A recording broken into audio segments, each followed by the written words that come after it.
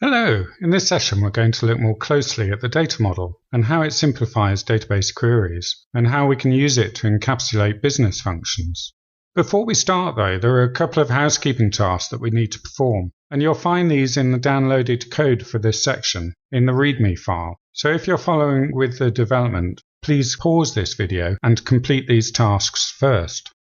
So we've added 2 new columns to our database, and so we now need to update our data model. So we'll open the models album.php, and the first thing we need to do is to create validation for these columns. The description is a text field of 1024 characters, and so we'll check that it doesn't exceed that field size of 1024. And we'll also add a regular expression to make sure that it only contains basic characters. The category ID, for now, we'll just add a simple integer test, but we'll come back to this in later sections. We can also delete the validation of the created date, as this field isn't input by the user. Our next task is to add these to the attribute labels method.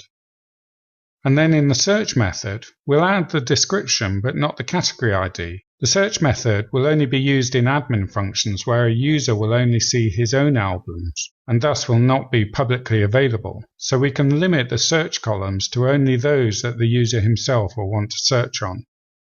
So we'll delete columns such as ID, created date, and the owner ID as well.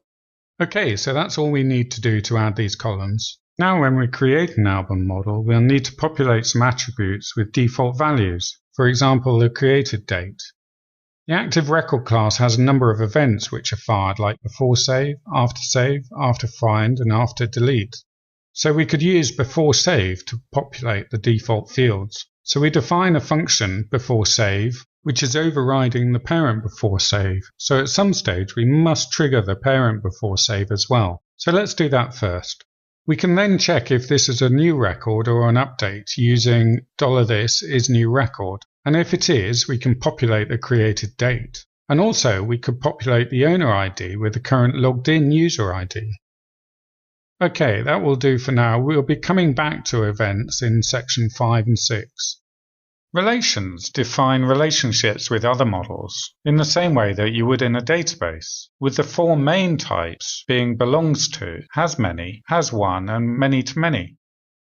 Some of these were already defined by G, and they provide a useful template for our further use.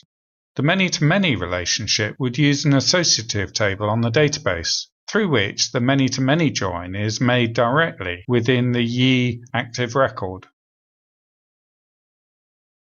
Scopes. A scope is a way to predefine selection criteria and can be used with your ActiveRecord like this, where shareable is a named scope. We define this in a method called scopes.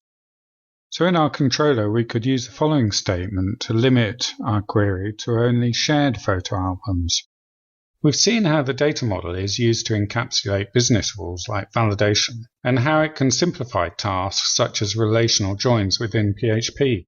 And in our next session, we'll carry this knowledge forwards into the create and update actions of our controller.